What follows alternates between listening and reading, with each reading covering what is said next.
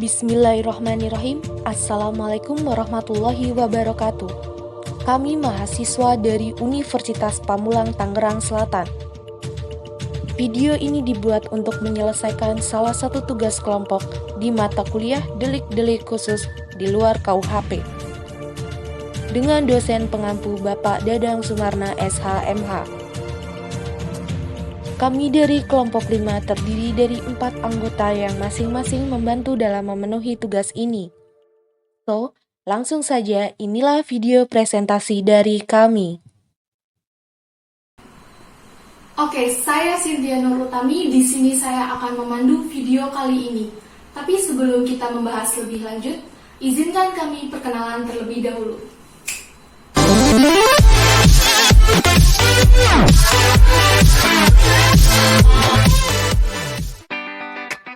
Saya sendiri Cynthia Nur Utami, ketua pada kelompok ini NIM 181010250383. Kemudian ada Rusta Setiawan 181010250443. Amir Fikri Ramadan 181010250340. Dan yang terakhir Muhammad Syafi'i 181010250530. Kami dari kelompok 5 akan membahas tentang terorisme pada delik-delik khusus di luar KUHP. Baik, di sini saya akan menjelaskan terlebih dahulu mengenai tindak pidana. Tindak pidana yaitu perbuatan yang melanggar larangan yang diatur oleh aturan hukum yang diancam dengan sanksi pidana. Tindak pidana dibagi menjadi tindak pidana umum dan tindak pidana khusus. Tindak pidana umum yaitu suatu perbuatan pidana yang pengaturannya terdapat dalam Kitab Undang-Undang Hukum Pidana. Sedangkan tindak pidana khusus yaitu suatu perbuatan pidana atau tindak pidana yang diatur di luar Kitab Undang-Undang Hukum Pidana. Dasar pemberlakuan tindak pidana khusus adalah KUHP diatur dalam pasal 103 yaitu ketentuan-ketentuan dalam bab 1 sampai bab 8. Buku ini juga berlaku bagi perbuatan-perbuatan yang oleh ketentuan perundang-undangan lainnya diancam dengan pidana kecuali jika oleh undang-undang ditentukan lain. Misal, tindak pidana korupsi, Undang-Undang Nomor 31 Tahun 1999, Junto Undang-Undang Nomor 20 Tahun 2001 tentang tindak pidana korupsi, Undang-Undang Nomor 25 Tahun 2003 tentang pencucian uang, Undang-Undang Nomor 15 Tahun 2003 tentang terorisme, Undang-Undang Nomor 16 2003 tentang terorisme, Undang-Undang Nomor 22 Tahun 1997 tentang narkotika, Undang-Undang Nomor 5 Tahun 1997 tentang psikotropika, kejahatan terhadap anak, Undang-Undang Nomor 23 Tahun 2003 tentang perlindungan anak, serta pelanggaran HAM yaitu Undang-Undang Nomor 39 Tahun 1999 tentang hak asasi manusia. Kami di sini akan memfokuskan terhadap tindak pidana terorisme, yaitu tindak pidana terorisme secara etimologis. Terorisme terdiri dari dua kata, yaitu teror dan isme. Kata teror memiliki arti kekejaman, tindak kekerasan, dan kengerian, sedangkan kata isme berarti suatu paham. Ada juga yang mengatakan bahwa kata teroris dan terorisme berasal dari kata Latin yaitu terere, yang kurang lebih berarti membuat gemetar atau menggetarkan. Dalam pasal 1 Undang-Undang Nomor 15 Tahun 2003 tentang pemberantasan tindak pidana terorisme. Tindak pidana terorisme adalah segala perbuatan yang memenuhi unsur tindak pidana sesuai dengan ketentuan dalam undang-undang ini. Terorisme adalah perbuatan yang menggunakan kekerasan atau ancaman kekerasan yang menimbulkan suasana teror atau rasa takut secara meluas yang dapat menimbulkan korban yang bersifat massal dan atau menimbulkan kerusakan atau kehancuran terhadap objek vital yang strategis, lingkungan hidup, fasilitas publik, atau fasilitas internasional dengan motif ideologi, politik, atau gangguan keamanan. Menurut Wilson, sebagaimana dikutip oleh Permadi, secara umum terdapat 3 bentuk terorisme, yaitu terorisme revolusioner, terorisme subrevolusioner, dan terorisme represif. Dengan mengutip National Advisory Committee dalam The Report of the Task Force on Disorder and Terrorism, Muladi membagi terorisme ke dalam 5 bentuk, yaitu terorisme politik, terorisme kuasi, dan terorisme politik terbatas, terorisme non-politik, terorisme pejabat atau negara. Jika dilihat dari motif yang melatar belakangi terjadinya terorisme atau tujuan yang hendak dicapai oleh pelaku, terdapat 3 bentuk terorisme, yaitu political terrorism, criminal terrorism, dan state terrorism. Ya, baik. Saya di sini akan membahas perihal karakteristik terorisme. Menurut Ludwig F. Paulus mengemukakan bahwa terorisme memiliki 4 karakteristik, ditinjau dari 4 macam pengelompokannya. Pertama, karakter organisasi yang meliputi organisasi, rekrutmen, pendanaan, dan hubungan internasional. Kedua, karakteristik operasi yang meliputi perencanaan, waktu, taktik, dan solusi. Yang ketiga, karakteristik perilaku yang meliputi motivasi, dedikasi, disiplin, keinginan membunuh, dan keinginan menyerah hidup.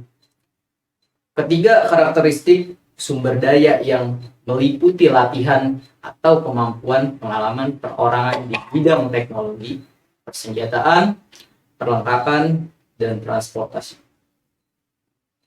Menurut Hasna Hasbi mengatakan bahwa karakteristik terorisme antara lain: 1. Pengeksploitasian teror sebagai salah satu pelemahan manusia secara sistematik. Yang kedua, penggunaan unsur-unsur pendadakan atau kejutan dalam perencanaan setiap aksi teror. Yang ketiga, mempunyai tujuan strategi yang mencapai tujuan politik dan sasaran-sasaran spesifik pada umumnya. Karakteristik juga dikemukakan oleh Paul Wilkinson. Menurutnya, pengertian terorisme adalah aksi teror yang sistematis, rapi, dan dilakukan oleh organisasi tertentu, dan terorisme politis dengan karakteristik sebagai berikut. 1. Merupakan intimidasi yang memaksa. Kedua, memakai pembunuhan dan penghancuran secara sistematis sebagai sarana untuk suatu tujuan tertentu.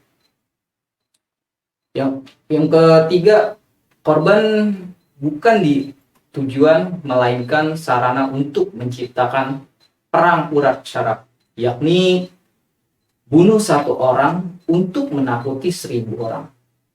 4. Target aksi teror dipilih bekerja secara rahasia, tetapi tujuannya adalah publisitas. Yang kelima, aksi itu cukup jelas, meski pelaku tidak selalu menyatakan secara personal.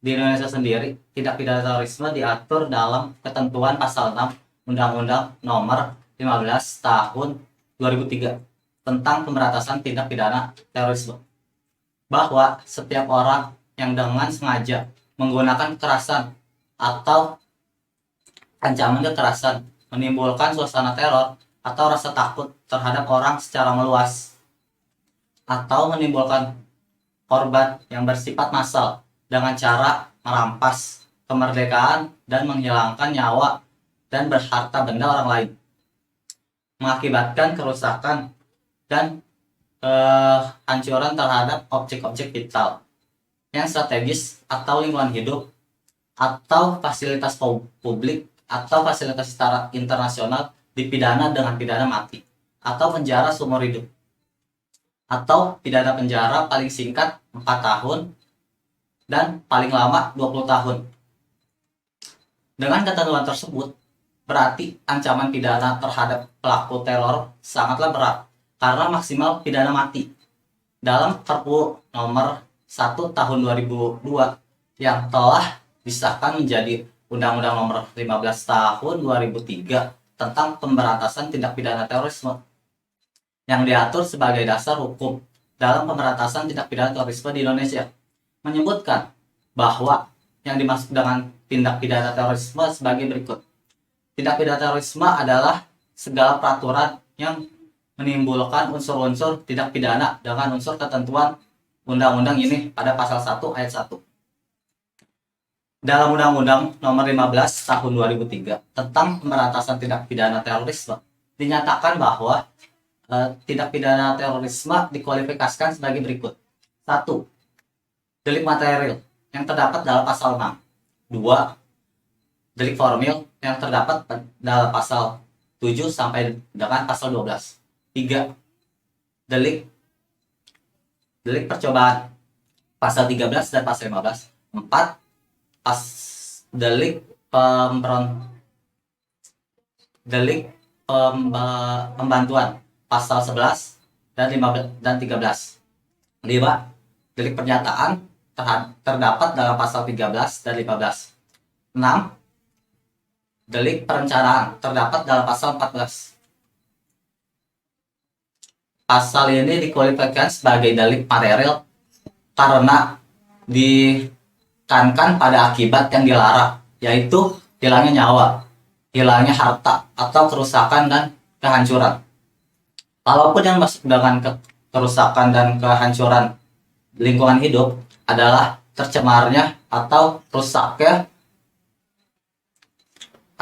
kesatuan ruang dengan semua benda, daya, keadaan, dan makhluk hidup termasuk manusia dan pelakunya yang mempengaruhi kelangsungan perhidupan dan kesejahteraan manusia serta makhluk lainnya. Bunyi pasal 7 adalah setiap orang yang dengan sengaja menggunakan kekerasan atau ancaman kekerasan bermaksud untuk menimbulkan suasana teror atau rasa takut terhadap orang secara meluas atau menimbulkan korban yang bersifat massal dengan cara merampas kemerdekaan atau menghilangkan nyawa dan harta benda orang lain, atau untuk menimbulkan kerusakan atau kehancuran terhadap objek-objek vital yang strategis atau lingkungan hidup atau fasilitas publik atau fasilitas internasional dipidana dengan pidana penjara paling lama seumur hidup. Baik, saya di sini akan membacakan contoh kasus terorisme. Tak hanya diwarnai dengan kisruh perpolitikan, tahun 2018 juga menyisakan berbagai rumor pilu. Sejumlah kejadian dan tragedi yang mengancam kedaulatan Republik Indonesia pecah di tahun 2018 lalu. Salah satu aksi yang paling menyayat hati adalah kasus terorisme yang melanda negeri ini. Kasus terorisme merebak di berbagai wilayah di Indonesia dan sebagian memakan korban jiwa. Kejahatan yang mengancam hak asasi manusia ini menuai berbagai kecaman di kalangan masyarakat. Tak ada satupun yang menghendaki aksi teror seperti itu melanda negeri kesatuan Republik Indonesia. Entah apa yang menjadi tujuan dari para oknum teroris ini, namun kejahatan semacam ini sudah seharusnya hanya dari bumi pertiwi. Yang pertama adalah teror bom di 3 gereja di Surabaya. Aksi teror bom terjadi di 3 gereja di Surabaya pada Mei 2018 lalu. Ledakan bom terjadi di Gereja Katolik Santa Maria Tabercela, Gereja Kristen Indonesia di Jalan Diponorogo Surabaya, dan Gereja Pentakosta di Jalan Arjuna Surabaya. Ledakan bom tersebut merenggut korban jiwa hingga puluhan orang terluka. Bom bunuh diri tersebut diledakkan pada pagi hari menjelang ibadah yang dilakukan oleh para jemaat. Kasus bom ini menjadi salah satu yang cukup banyak menyita perhatian masyarakat. Banyak pihak yang mengecam aksi yang melanggar nilai kemanusiaan tersebut. Yang selanjutnya adalah serangan teroris di Makobrimob. Kerusuhan terjadi di Markos Komando Makobrimob, Kelapa II, Depok, Jawa Barat pada Mei 2018 lalu. Kerusuhan ini terjadi akibat para narapidana terorisme menjebol sel tahanan dan adu fisik dengan polisi yang sedang berjaga. Kejadian ini menyebabkan 5 anggota kepolisian dan 1 napi meninggal dunia. Menurut keterangan pihak kepolisian, insiden ini berawal dari titipan makanan dari keluarga yang masih dipegang oleh petugas. Hingga akhirnya salah satu narapidana terterima dan mengajak rekan-rekannya untuk membuat kerusuhan. Kejadian ini pun menjadi salah satu yang menyisakan duka mendalam bagi bangsa Indonesia di tahun 2018. Yang selanjutnya adalah pembunuhan pekerja jembatan di Papua. Akhir 2018, aksi terorisme kembali terjadi. Kali ini aksi terorisme dilakukan oleh kelompok bersenjata di Papua. Sejumlah pekerja PT Istaka Karya Proyek Pembangunan Jembatan HB Mamugi dikabarkan dibunuh kelompok kriminal bersenjata. Pekerja proyek ini sedang membangun jembatan di Kali Yigi dan Kali Aura. Lokasi penembakan ini memang diakui sebagai zona merah. Kejadian ini pun tak kalah mengundang kecaman dari berbagai pihak. Beberapa orang berpendapat aksi ini lebih layak disebut terorisme alih-alih penembakan saja. Yang terakhir adalah pengoboman Bali 2002, disebut juga bom Bali 1. adalah rangkaian 3 peristiwa pengeboman yang terjadi pada malam hari tanggal 12 Oktober tahun 2022. Dua ledakan pertama terjadi di Padisbub dan Salikup di Jalan Legian, Kuta Bali, sedangkan ledakan terakhir terjadi di dekat kantor konsulat jenderal Amerika Serikat. Walaupun jaraknya cukup berjauhan, rangkaian pengeboman ini merupakan pengeboman pertama yang kemudian disusul oleh pengeboman dalam skala yang jauh lebih kecil yang juga bertempat di Bali pada tahun 2005. Tercatat 203 korban jiwa dan 209 orang luka-luka atau cedera. Kebanyakan korban merupakan wisatawan asing yang sedang berkunjung ke lokasi yang merupakan tempat wisata tersebut. Peristiwa ini dianggap sebagai peristiwa terorisme terparah dalam sejarah Indonesia. Kesimpulannya adalah, terorisme adalah serangan-serangan terkoordinasi yang bertujuan membangkitkan perasaan teror terhadap sekelompok masyarakat.